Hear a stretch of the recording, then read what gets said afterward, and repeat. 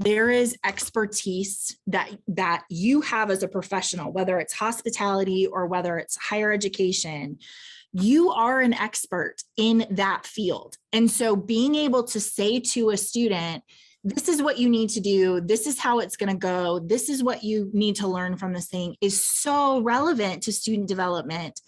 And it speaks to one of the things that Tinto says, which is he's like, not just academic support, but social support too. We have to be able, like we started, teach you how to do conflict resolution, make sure that we have spaces where we're learning how to be together, right? That idea that people, again, being close to each other with somebody to say, here's how you can navigate that, is so much what college is about, and those early business experiences as you're building up your foundation of how the world goes.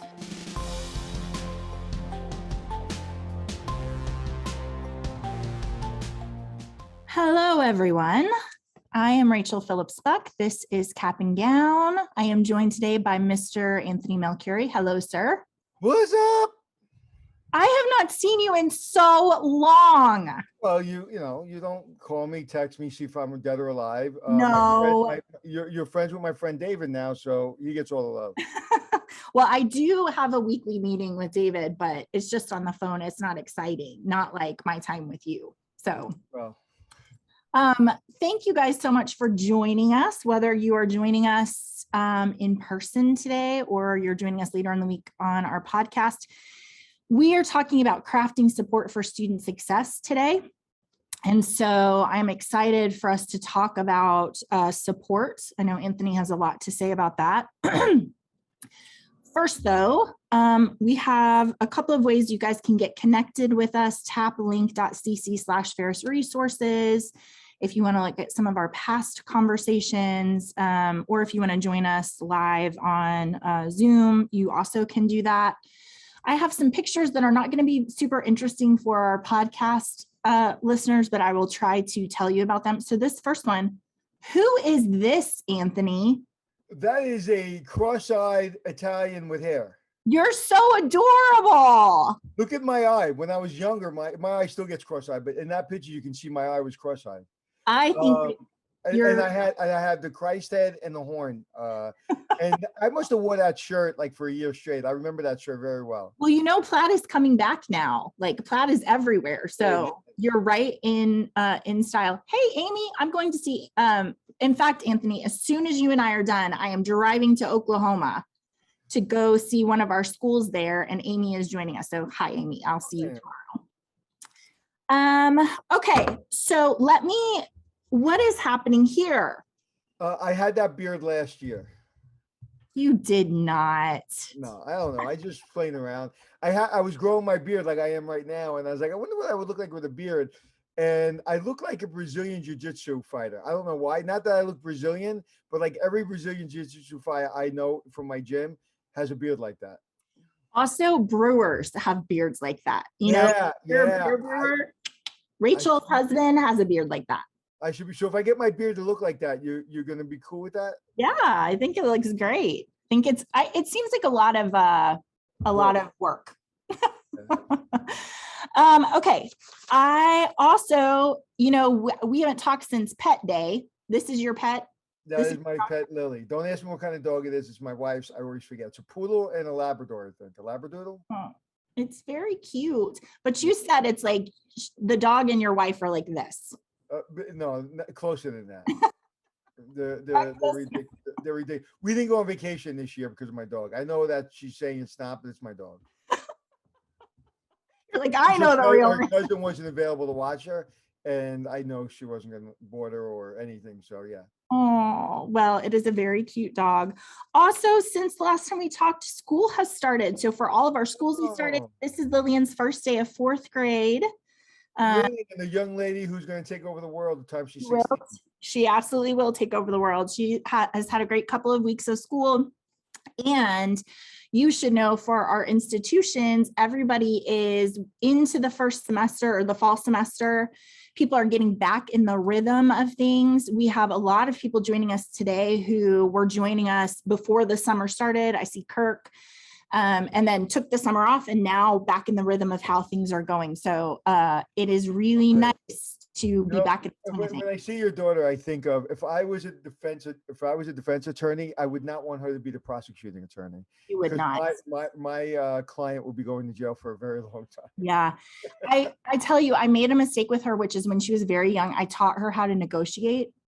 So I was like, listen, you got to start high, like more than you think. And so she will say, hey, will you read me, 10 books before I go to bed? And I'm like, I'm not reading you. I'm not reading to you. She's like, how about 2? And I'm like, fine, get the books. And then I'm like, how did that happen? So yeah, you do not want to go up against her. That is for sure. She's tough. Okay. I have a roadmap for us. We're going to talk about State of the Union. We're going to do academic, social, and financial support, which come out of this article that we've been covering for the last couple of weeks from Tinto, who is the father of student success and retention. But first, I have 19 questions. Oh, 19. Okay. Don't get excited. I like to shoot low, Okay. All right. Before making a telephone call, do you ever rehearse what you're going to say? Never. I knew you were going to say never. Never. Never. You know, never. For what in your life do you feel most grateful? My children. What is your favorite board game? Monopoly. Would you rather stay in or go out on a Friday? Stay in. Have you ever thrown somebody an extravagant party? Yes. Who? My teams. I always throw big Christmas parties. That's fun. Yeah, Nickelodeon, we threw a big party for 1,200 people. It cost us $200,000. Oh my gosh. That sounds like to this day, I find employees walking the streets and they're like, best party ever. I may have been drunk. I won the dance contest though. Can you dance? No, but I threw my shoulder out and I was drunk and they liked me, so they made sure I won. You're the winner. Okay. What is your biggest pet peeve? Oh, so many. I have too many.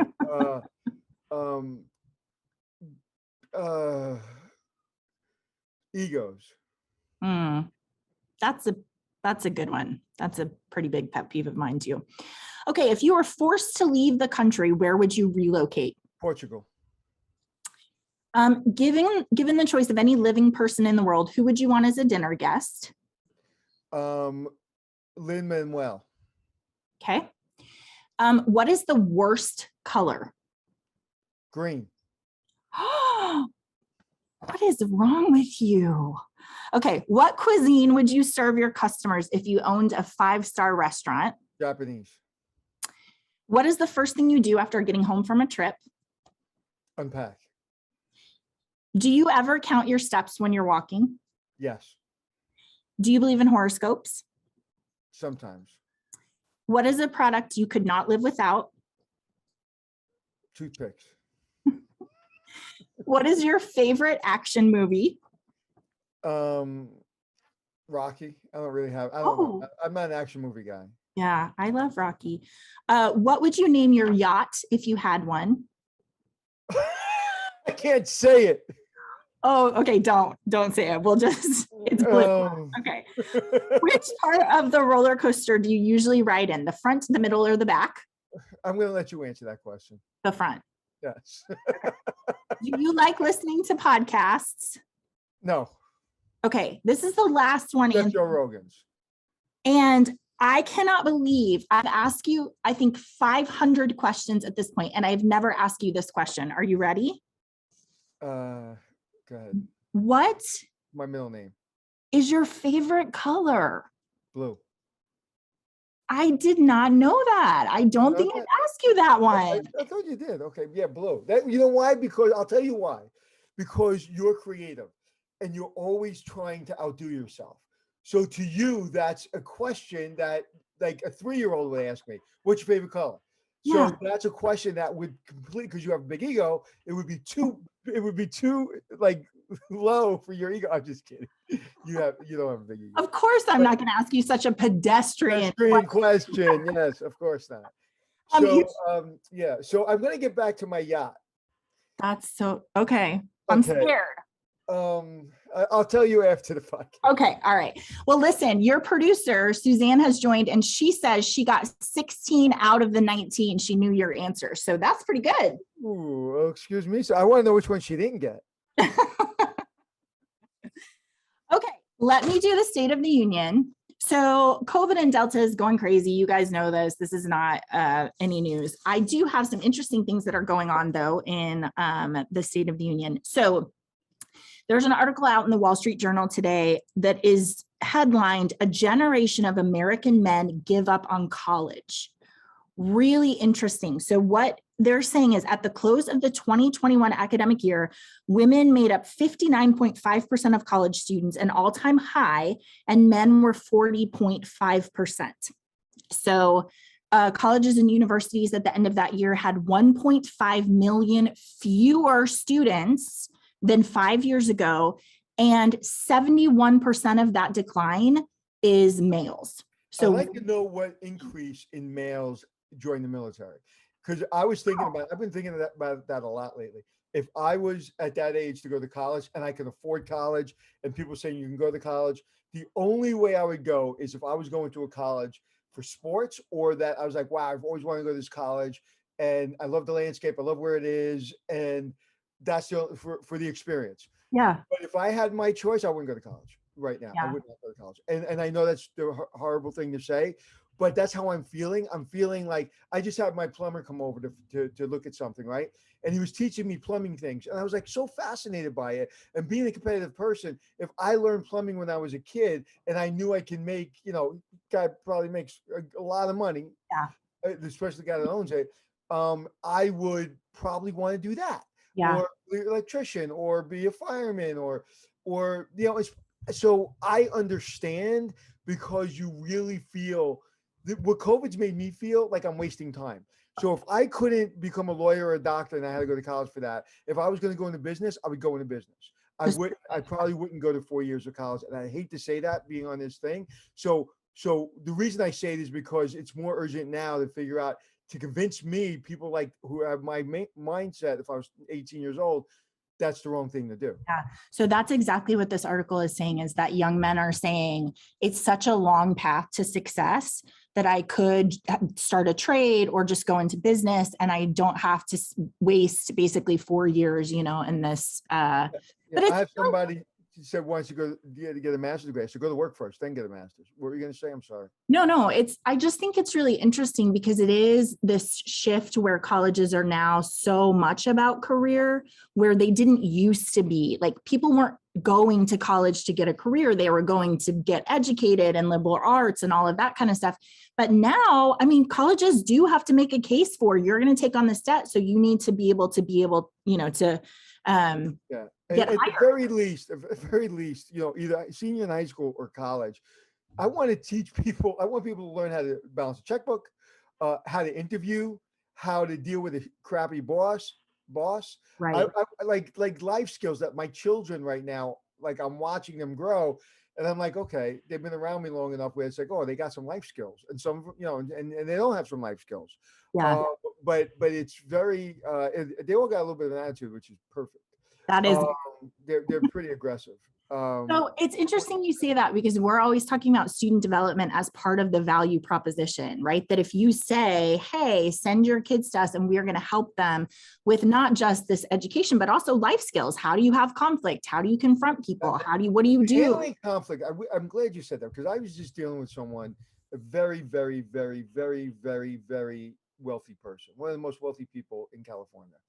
And he literally, in a meeting where a friend of mine who happens to be from New York and who's my partner on this deal, was a little aggressive. When I say a little aggressive, I meant, to me, it was not aggressive at all, but it was a little aggressive. And he literally said that there was hair on the back of his neck was standing up, and he has never said out loud that he's afraid of confrontation. I don't know how you get through life without confrontation. I Yeah. mean, I got confrontation every day, but I, and 99% of the time I walk away from it. I don't deal with my confrontation.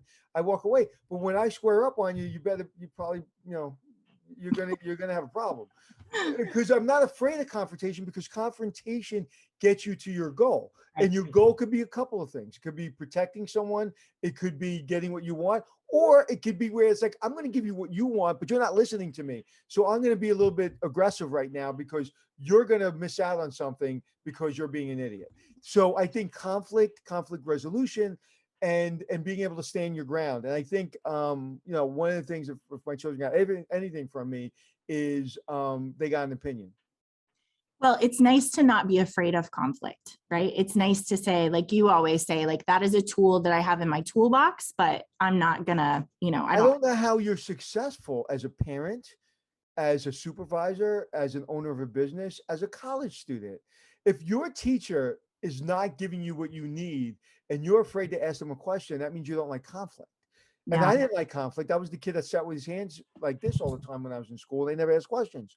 So learning how to, like, conflict has such a bad, connotation to it. So we should change the word to mean something, for something else. Yeah. Uh, dispute, dispute resolution, whatever. But I think you hit the nail on the head. Yeah, that's interesting, Anthony. It just makes me think about, I mean, it's conflict is you having a presence in the world and rubbing up against other people. You know what I mean? Like I am me and you are you, and we are going to have this hitting of each other because we're standing in our presence. So if I'm just like evaporating as you come in, I will never have conflict. And you're going to be treated the way you allow yourself to be treated. I remember of all the shows I've done, there's this one scene. It was my probably favorite scene because I said to the guy, "Are you an idiot?" And he said, "You calling me an idiot?" I said, "No, I'm not calling you an idiot. But are you an idiot?" He goes, "No." He goes, "Are you an idiot?" I said, "No, see, I'm not." That was an easy thing. Now, the reason I think that was a great scene is because we had his team watching this. And all of a sudden, my cameraman really went into their faces and showed their faces. And when I said that to him, they were like this, like, no one talks to this guy this way. Well, it's like, I only did that simply because he was abusive to his team. Okay, so would I have said that if they weren't around or I wasn't on TV? The answer is no, because I would have had more time to get his attention. I Yeah. wouldn't have insulted him. But I needed to have that conflict to resolve that issue and let them see, you guys are afraid of him. I got nothing to gain or lose from this guy. I'm squaring up on him. I didn't curse him out. I didn't yell at him, but I asked him a simple question. He was trying to make me believe that the water in the basement that was full of all kinds of stuff. Yeah. Right. From Sandy, 2 years before Sandy hit, he got all the money in the world to clean it up, and he didn't clean it up, and he walked past it every single day, and he wanted me to believe he didn't see it. So I said, "Are you an idiot?" So Yeah. now, typically you don't want to talk to people that way, but the reason I really enjoyed that scene and watching it on TV was their shock of, wow, his conflict. He really went there. And sometimes you need that really strong line because somebody, and then he apologized and apparently he got better. But yeah, I think conflict resolution is probably the most critical thing outside of balancing the checkbook you can teach a young person. Yeah, I agree with you. I think it's super important. Okay, a couple of other things. So the California governor just signed in the California Fair Pay to Play Act. So you remember the NCAA said, yes, this is possible, except in states where there are no rules about it. Then colleges, it's up to them, their discretion to decide whether or not they're going to let students do that. So the governor of California was like, okay, well, we're going to make a rule where all athletes can earn money from their name, image, or likeness. Also, they can hire a sports agent, which is amazing. What I think is funny about this is the NCAA was unhappy with California and said, hey, if you sign that into law, all of your California institutions are going to be excluded from championship games. And the governor was like, whatever. And so he signed it and they're like, okay, just kidding. You can still. So they folded on that one. That didn't go. Well, that's a big one to fold on. And, I've always talk about conflict resolution. Don't put something on the table you're not willing to push in the middle. Yeah. Right? Like they put it on the table, but never mind. Never mind. I said all in. I was just kidding. Can I take these back, please? I'm really interested. I told you Kirk is joining us from Emmanuel College, and they have a great athletics program. So I would love to hear from Kirk. In fact, maybe Kirk, I need to interview you about what you guys are going to do for your athletes on that, because I think it's a super interesting perspective. Okay, UMass just received a $50 million record gift. So that is amazing. It is from Robert and Donna Manning. They're giving it to the nursing program to support student diversity and ensure that the new cohort of nursing professionals are champions of equitable patient care. So that's really exciting for that school, especially to support their undergraduate and graduate population. It's about 2,000 students, about 19% Black, 12% Latino, and 11% Asian. So awesome. Thank you for that gift. That's going to be great. And then lastly, one of our schools, Sacred Heart College, was recognized in the Princeton Review as one of the best institutions for undergraduates. So congratulations, Sacred Heart. That's really amazing. They've got a lot of school spirit and community. Also, their campus is gorgeous. So 14% of America's colleges were profiled in this Best Colleges book that the Princeton Review puts out. And we serve quite a few of them. So it was really nice to go down that list and see all of those schools that get that. Isn't it interesting that the schools that did well are schools that are trying to do better for their students? And Suzanne, who's listening, please get with Rachel so we can talk about the school that we work with, and maybe there's a way for to use this program in our school. Yeah, I would love that. That would be great.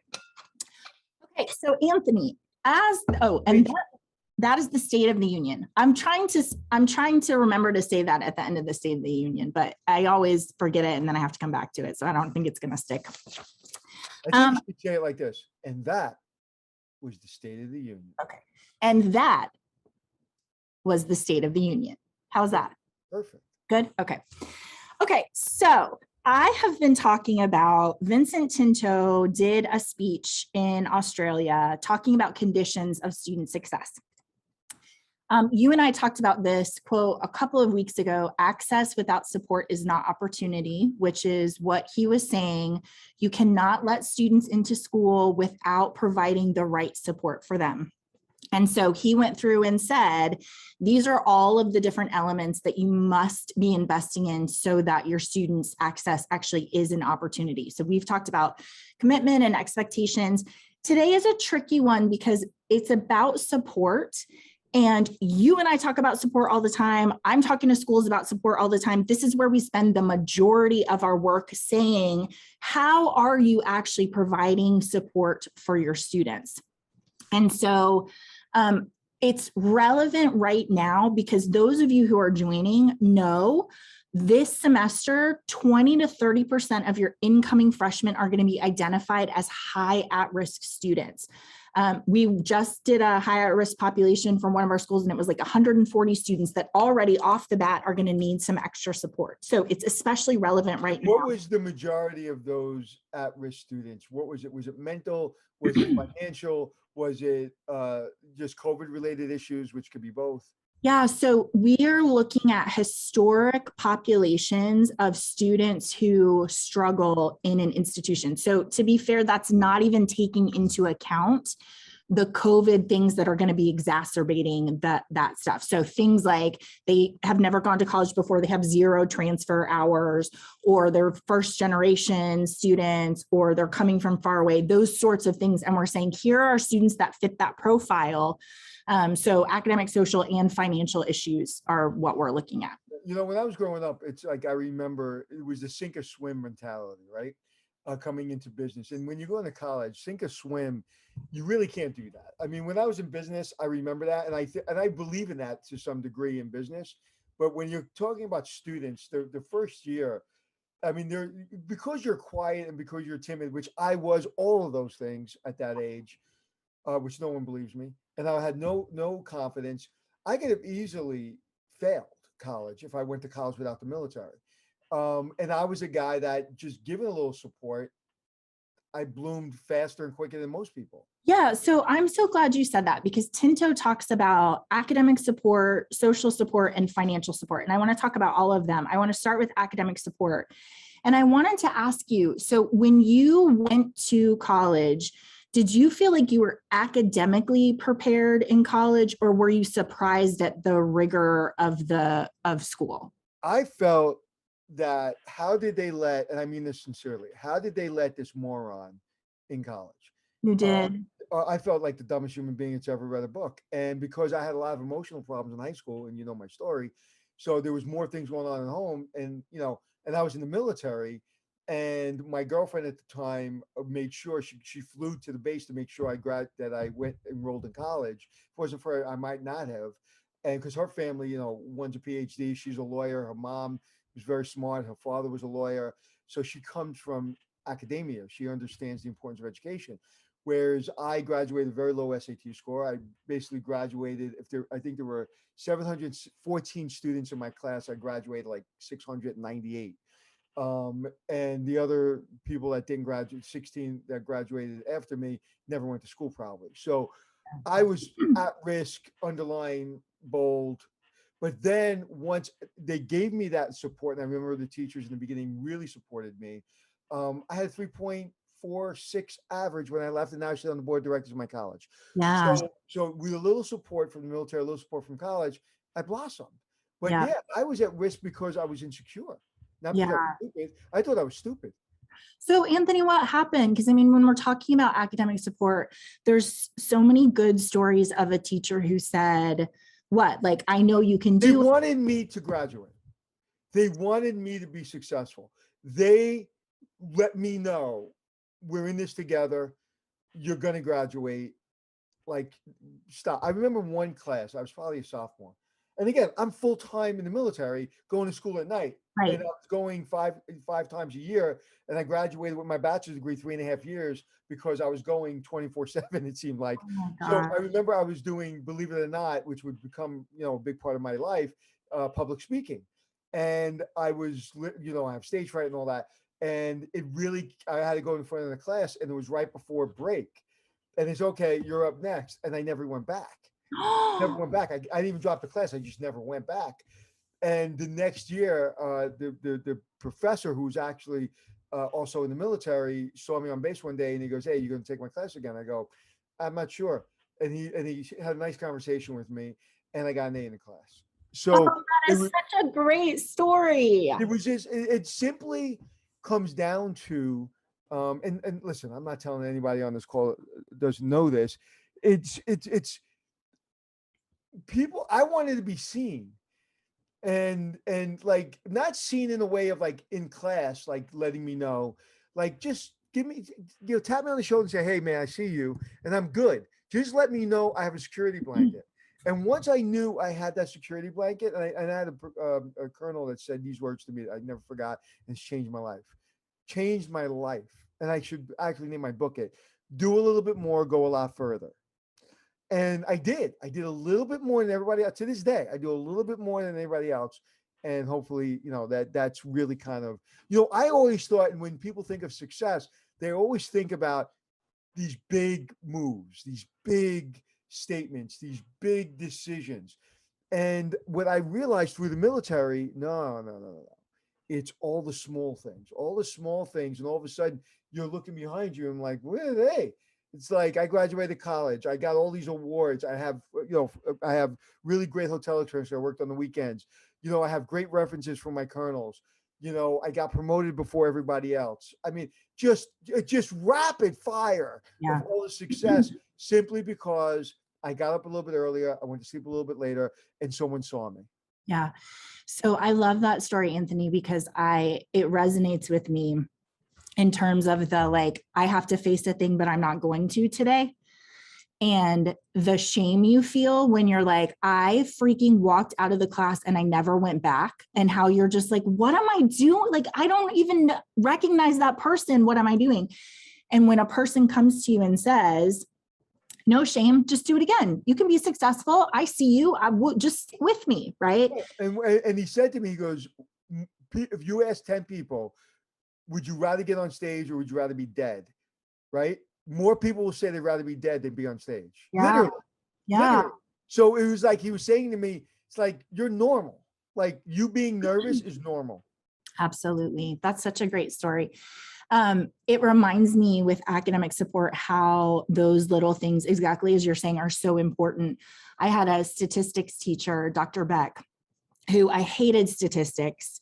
I was terrible at it. I was like, couldn't understand. And he was a great teacher, and he would explain it and I'd be like, I got it. And then I'd go to do my homework and I'd be like, I don't got it. That professor I would sit in his office like once a week for an hour, and he would just teach it to me again, like writing on the glass. Okay, this and that, Yeah. thank you. Like, I have a psychology degree because Dr. Beck spent an hour with me every week, not saying you're so dumb you can't understand this for the fifth time. I was listening to a podcast, which I don't like listening to, but this one I listen to all the time. And he's an artist. Joe Rogan he's a sketch artist. He's an artist. Oh, And in high school, he was very good, and he shows some sketches from time to time, and they were amazing. And his art teacher, him and this one kid had exceptional skill.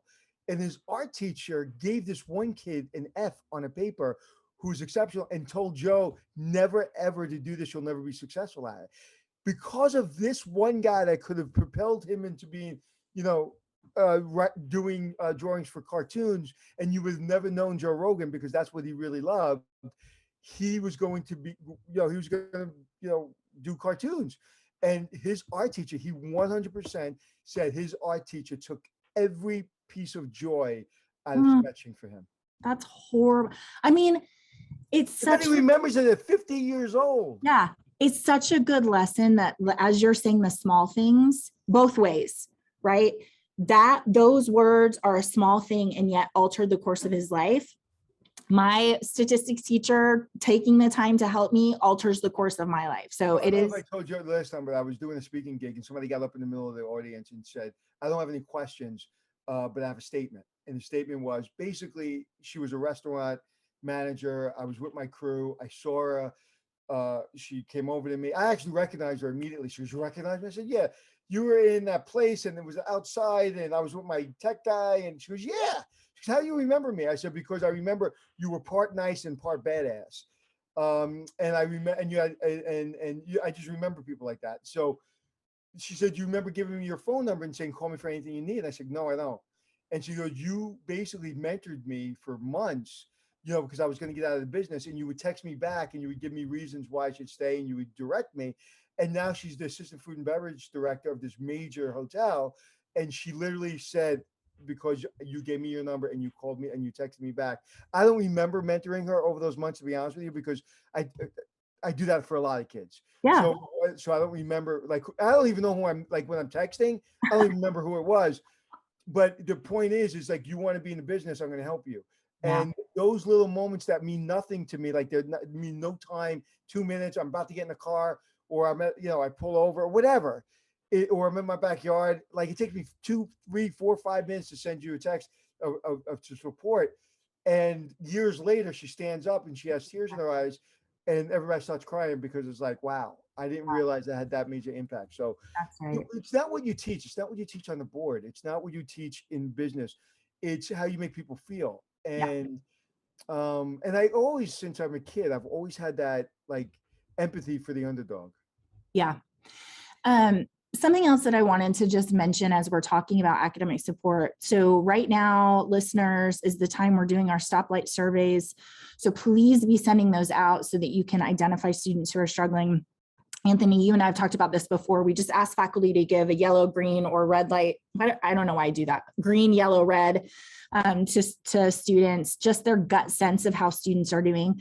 Here's what I think is so interesting about that.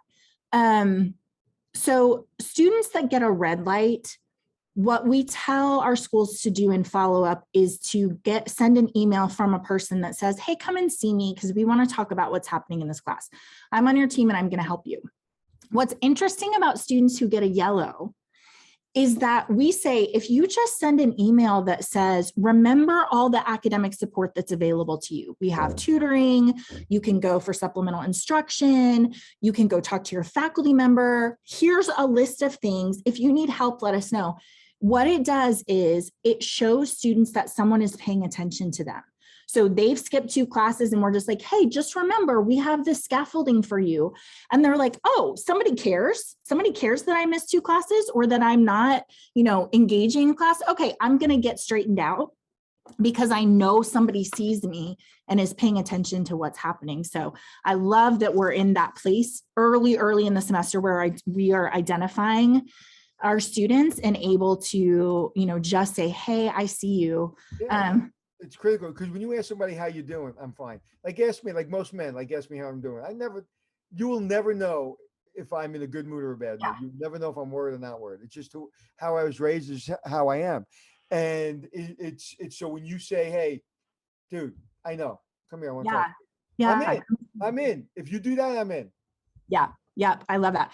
Kirk is saying that he's been meeting with red light students all day, which I love. It is such a great way to use your day to say to these students, what can we do so that you can be successful? I'm on your team and we're gonna, knock it out of the park.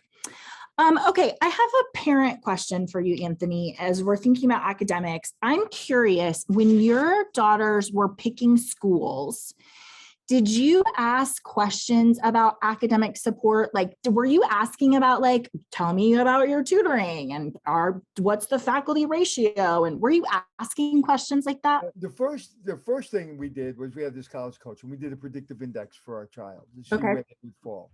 And then when we went to schools, what to me what was most important was what my kid emotionally attached themselves to. So if they saw, to me, it wasn't my decision. Yeah. I made a commitment that wherever they wanted to go, I was paying for it, and I don't care.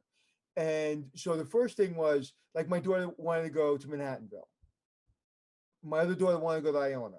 Okay, and my other daughter wasn't sure. She was a theater major, and she was making believe she didn't want to go to NYU, but she really did. Unfortunately, she didn't get in the theater program. But um, so it was really, where do you want to go? And that's all they wanted to do, both of them. They didn't want to do anything else, and they wanted to play. My daughter wanted to play volleyball for Yeah. Manhattan. And so then I asked questions like that. But I'll be honest with you. For me, I was such a newbie. I was worried about two things. Did they enjoy it? And I need to pay for it. Yeah. And were they safe? Right. Yeah. So it's interesting to me because, again, if we think about first generation college students, so my parents went to college. They were not super helpful in me choosing my college. Like they weren't asking questions about how is my daughter going to be supported. I, You think about for a first generation student, there's no way that their parents would know all the questions that could be asked. and to be fair, when my kids were struggling, I was in. I mean, I was there. Yeah. So they didn't have, maybe they didn't have the school support, but then I got them the support, and I made sure. And I was doing a little helicoptering, but I got them the support. So I knew if they didn't have it, they would get it anyway. Yeah, you would figure out a way to provide that for them for sure. Okay, so let's move on. Academic support. I guess the last thing that I want to say about that one is you want to be thinking under academic support about how you're going to find your students and connect with them and make sure that you're giving them what they need at exactly the right time, that you're not just kind of missing your students who are needing some scaffolding. I think if I can, and I don't mean to keep interjecting, but I think I'm worried about this. We got to talk because I'm really worried about this in the hotel business, and I know you're kind of getting into that world. But I think there's something gnawing at me, and I think that's why I've taken off the last week to kind of really just do a lot of thinking. Yeah. And where am I going to put my efforts? Because I'm working on a lot of different projects, and I'm definitely focused on TV as well, but I'm really, really, really focused on what you're talking about, like a whole generation of college kids, a whole generation of supervisors and managers in college, in my world. Yeah. I just like there. If you look at the chaos in the world right now, politically, from a health standpoint, from an environmental standpoint, every which way you go, if I wasn't 56 years old and have some means and have my house and my family already, oh my God, I don't know. I think I would either stay in school for the rest of my life, okay, and never, ever, ever leave, go in the military and never leave. I don't know what I would do. Well, Anthony, it's so interesting you say that because I just had a college student over at my house. Actually, she's just graduated. So she has her first job. She's working at our local college doing housing. And she came over because she was like, I do not know how to be an adult person where there is not a lockstep, like now you're a junior, now you're a senior, now you go to college, now you do. She's like, I just wake up every morning and I'm like, what am I do? What is the plan? Not to mention COVID is going on. So everything's chaotic and they're trying to figure out what's happening. I think that there are a lot of young adults who are really feeling completely overwhelmed and struggling with what's going on in the world. Right. And And if who's you going to didn't help go, us make sense of it? right, if you didn't go in the military, you didn't work for the government. In business, there was a structure. You Yeah. come in, you get an internship, people tell you what to do for a long time, and eventually you become a manager. Eventually you make money. So there was a corporate structure that Yeah. you understood.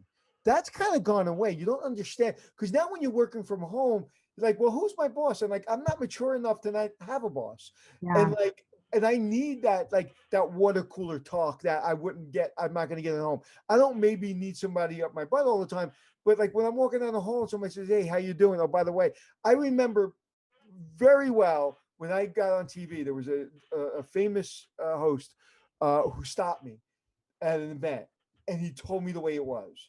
And then the president of Travel Channel said, go talk to her.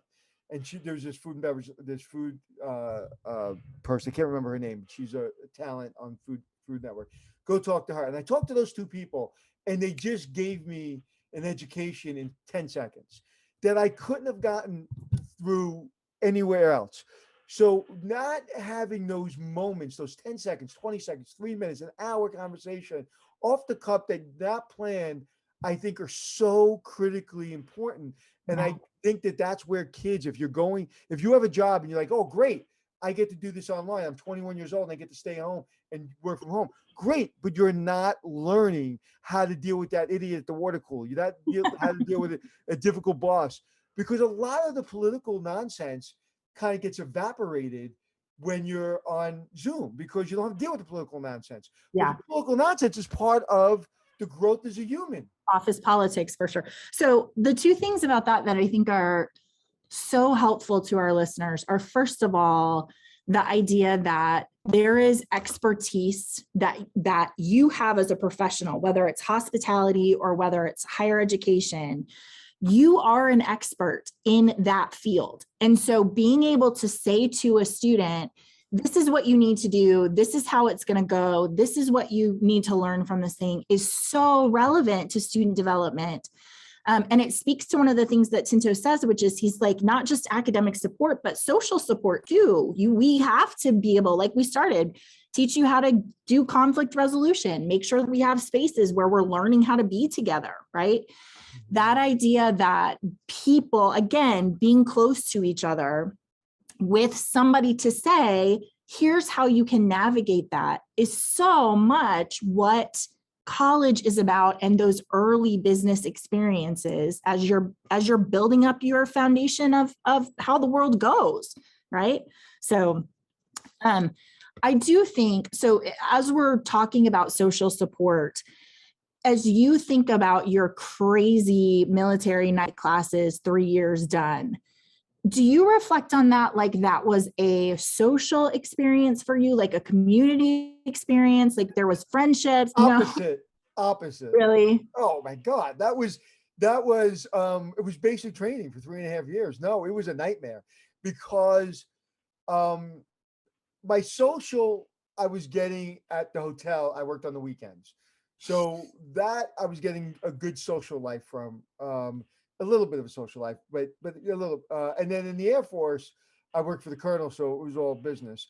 And then at night, it was like I know myself. I know I need things done. Like I'm not one of those people that can renovate their house and like take 6 months. It's like the contractor says, all right, we'll be done in 3 weeks. That 3 weeks, that last day of the 3 weeks, dude, where are you? I need another week. No, no, no, no, no. I Yeah. don't care how much money it's going to cost or not cost. No, 3 weeks is 3 weeks. Yeah. I'm compartmentalized. My whole life is compartmentalized. So I was like, I have to finish college because if I leave the Air Force without my bachelor's degree, I may not get it because I don't know what the other side of this wall looks like. Yeah. So I need it. So I went to school and got it in 3.5 years. And then after, it's funny because I got deployed to Honduras for the last 6 months. So if I didn't get it, I couldn't have went to Honduras, which I really wanted to, because I don't think I could take most of it online. And so yeah, it was very much, it was, and this is just my experience because I was working and then I was Yeah. working on the weekends and I had to get it in 3.5 years. I look at college for me was like gray, like just heavy winter grayness. Like Yeah. I didn't enjoy any of it simply because I had a goal. Right. That's it. My goal was to do well and get my bachelor's degree. So it was a very funny. I've never thought of it that way. I never said it out loud that way. But to me, the college experience was I was a task. Yeah. So it's interesting because I think it's helpful to be reminded there are students who are going to college where that's their focus. They're like, I don't care about the social life. But for most smaller liberal arts Sure. schools, part of their promise is, hey, and we're going to have this community where we're going to support you. But Oh, so for my children, it was very important. It was very yeah. important. So it's funny because I think about non-traditional students a lot of times. I mean, your experience is more like a non-traditional student where they're like, I've got so much stuff going on, just get out of my way. I'm just going to do my classes and be done with it. Right. Said it better. And again, I had enough stimulation, everything else. I had a girlfriend, I had my military career, I had my hotel career. So I was overstimulated. Yeah. So thinking about for our schools, the social support that they are offering to a traditional student. And Anthony, I've told you before that this is so social support has been a really hard one for me to reflect on over the last week because I was thinking about what a terrible college student, like at-risk college student I was. And I was like, my school and my parents failed me because they were not paying any attention to me. This is a true story. I was on the third floor of a residence hall. So we say the further you are from the front door, the more at risk you are, usually because of the way schools put people in their res halls. So the later people get the higher floors, right? So like it's a kind of a lack of commitment. Anyway, I was on the third floor. Only, let's say out of 20 rooms, only 7 of them were full. Oh, wow. So it's a mostly empty hall. And I said to my RA, my roommate had come with me from home. I said to my RA, can I move to the very end of the hall and to that room? So there's like 15 rooms between me and the next person. And can we just like put up a sheet so that nobody like comes into our room at the end of the hall? We'll just take that. And she was like, okay. I'm sorry, friends. Maybe this is a person who needs some social support. You know what I mean? Like, I'm just to be clear, you want to move away from all of the people on this floor down to the empty And there's end. only 7. And then we want a sheet. And hang a sheet. Okay, sure. If you want to. Did you have a tattoo on your head that said at risk? Yeah. Where was everybody? You can see now why I'm so passionate about this work. Cause I'm like, I look back and I just think. Were you depressed? Were you a depressed kid? I think I was depressed. Yeah. I think that because I moved so far away and it was it was culture shock. I had no idea what was going on. And so in retrospect, I think I was depressed and nobody said anything to me about it. Although that is not true because in my second year, there was a professor who knew my family and called my parents and said, I think Rachel's on drugs. I wasn't. Yeah, I wasn't. I just was sad. And so that is the only person who was like, hey, she's not doing great. It's interesting. God. It's interesting. When I was maybe in 3rd grade, they tested me because I was having all kinds of issues. And they were asking questions. And I've never said this out loud. I don't think my wife knows this. And they were asking questions and they were getting close to my mind. They were getting close to all of my insecurities as a 3rd grader.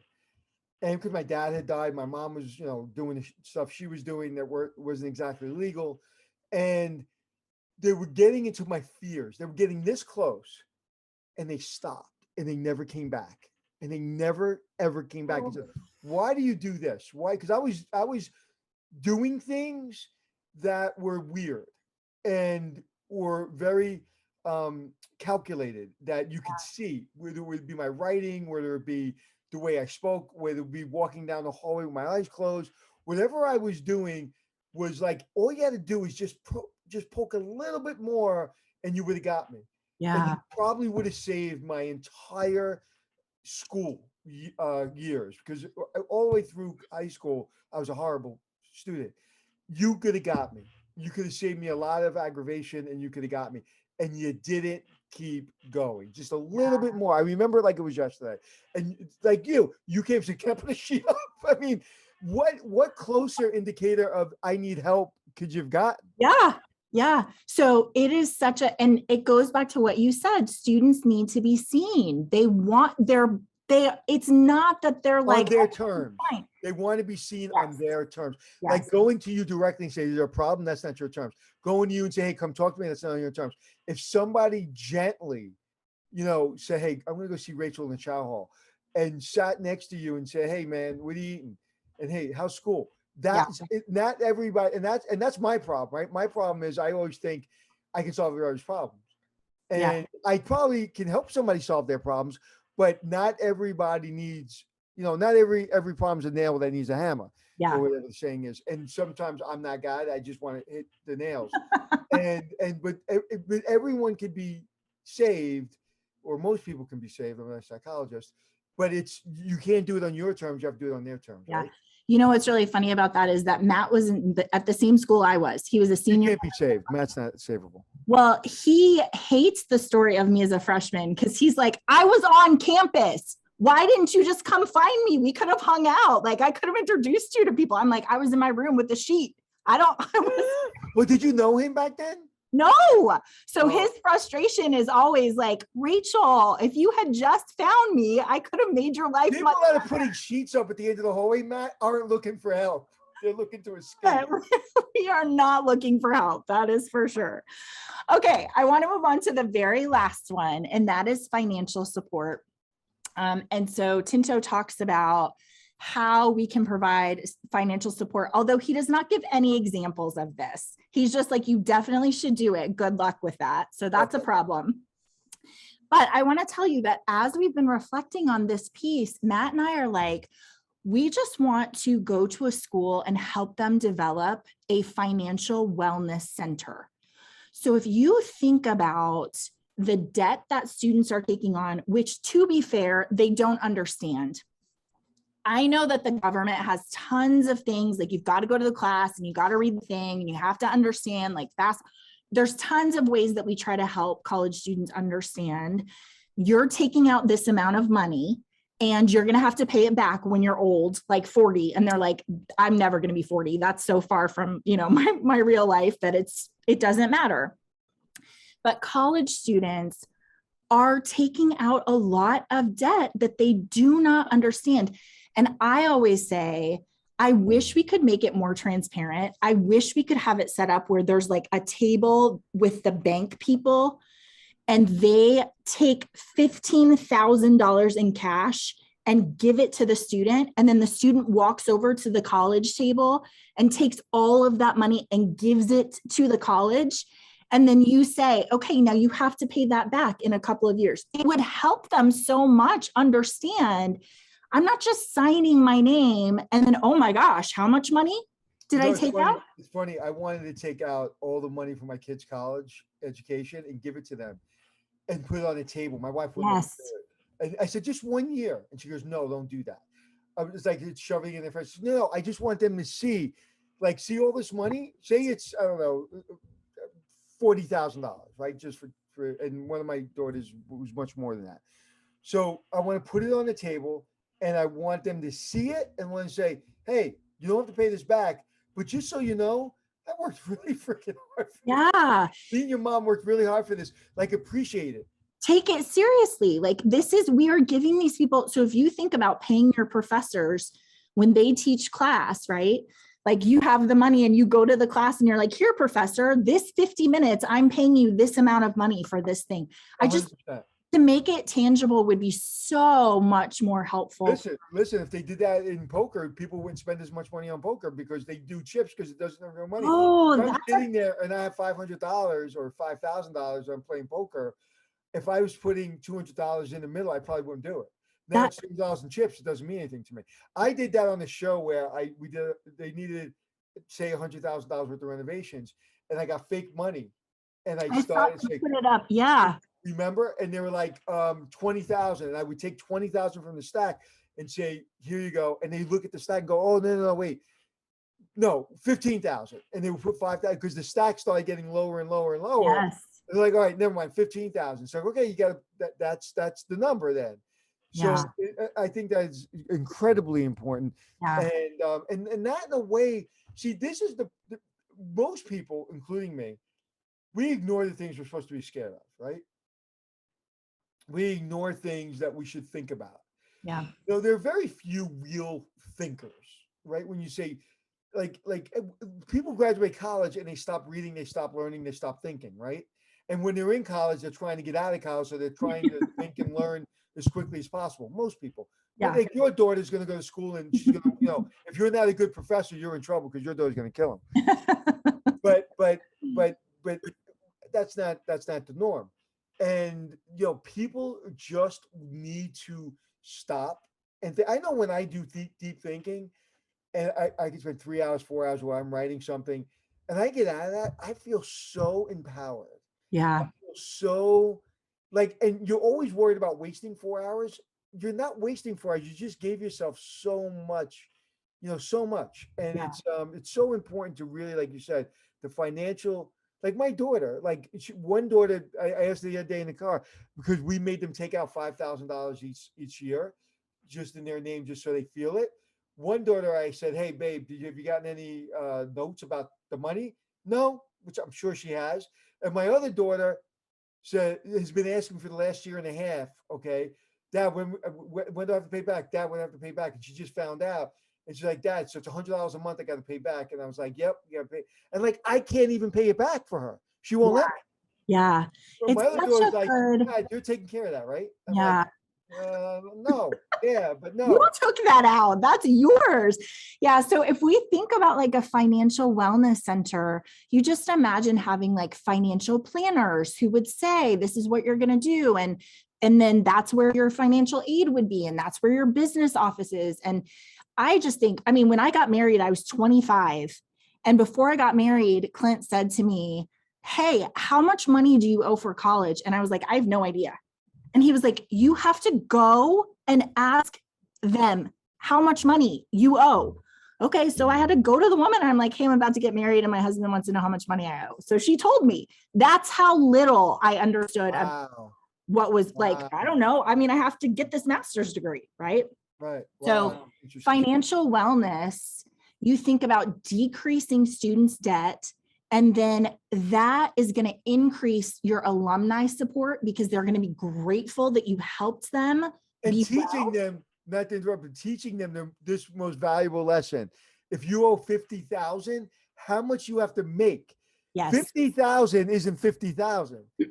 50,000 is 80,000 or 120, whatever it is, whatever Yeah, it is after taxes. that's right. That's exactly right. And how much you're actually going to pay back.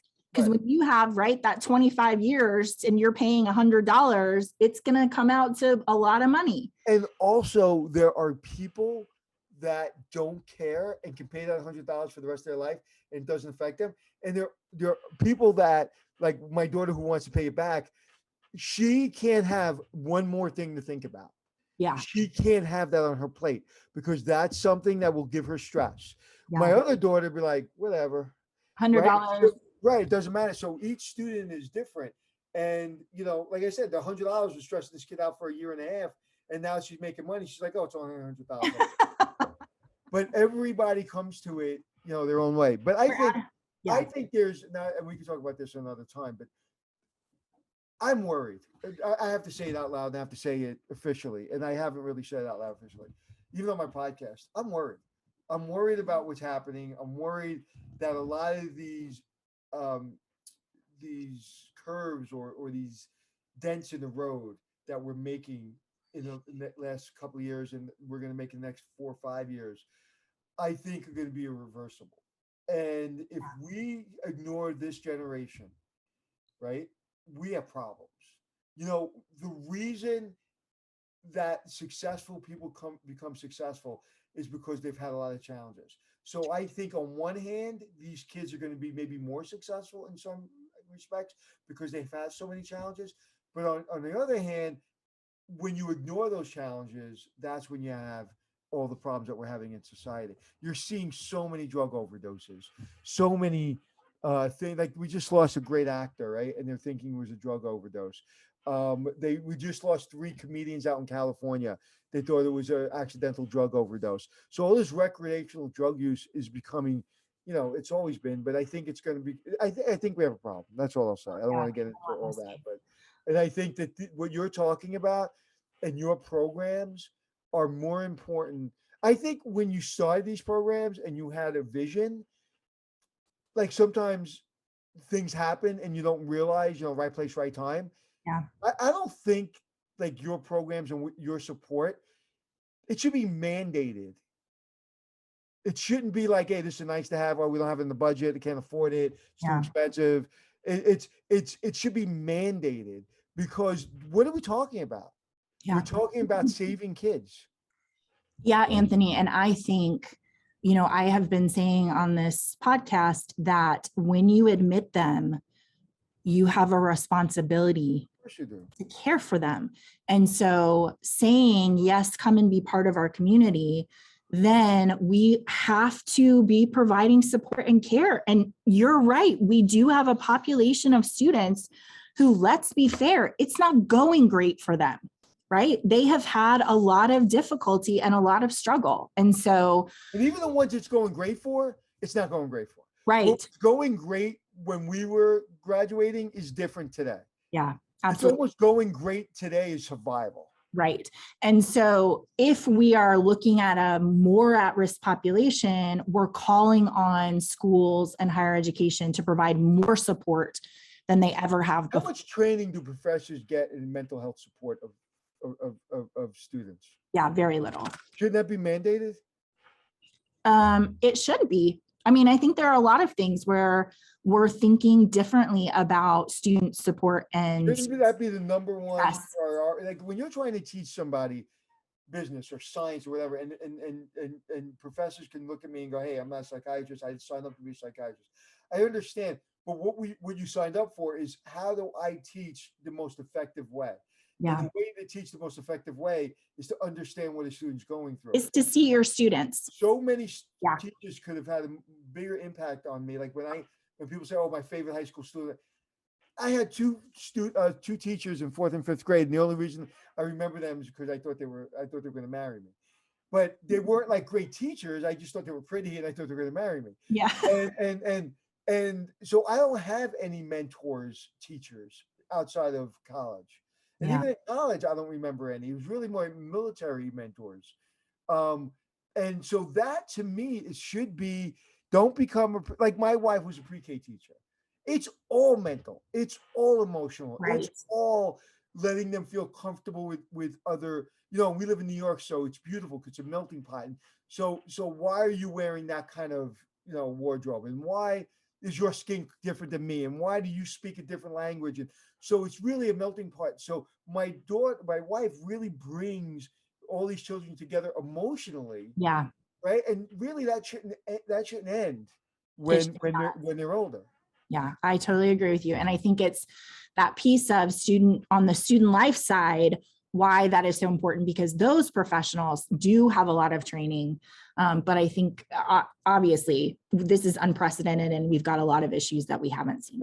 Every professor should be trained in stand-up comedy. Get everybody really comfortable, and then you can teach them, right? Yeah, those those physics professors I hear are hilarious. They're really More hilarious than the math professors that. yeah, surprising. Very surprising. Yeah. Okay, well, you guys, academic, social, financial support, we talk about those things all of the time, but I think it's really relevant to just remember how important the work is that you are doing. Somebody said the other day, I was on a podcast and I remember they said, oh, Jerry and Zarella, we're doing something, and we're working on some master classes. And Jerry Anzarello, who just won Hotelier of the Year, he said, in our industry, we have to see people. But he said it like this: we have to see people. Yeah, that's exactly right. We have to hear people. Yeah. Like he said it exactly that way. And I was like, wow. Yeah, not just see Right. them, not just see, oh, I see you, but like see them. And he said, just practice this. He said, when you say thank you, slow it down, say thank you. When you say you're welcome, say you're welcome. Yeah. Like slow it down, look them in the eye and say it with meaning. Don't say it as an afterthought because we say it a million times a day. Yeah. Right? It's so critically important. And since he said that, I've actually slowed down. I've actually said it, like whether it be in restaurants or the other day I tipped a waiter kind of on the side. We tipped him on the check because I was with another couple, but then I tipped this waiter on the side like the old Italian way. And when I did it, normally I would just do it and walk away and say you're welcome as I'm walking out. And I looked him in the eye and I said, I appreciate you, man. I really appreciate you. And like it made me feel better. Anthony, I'm so happy with that because normally I end our podcast with action items and I didn't have any today. And I think what you've just said is a great action item for us all to see people, slow down, look them in the eye, even if it's just a thank you or you're welcome.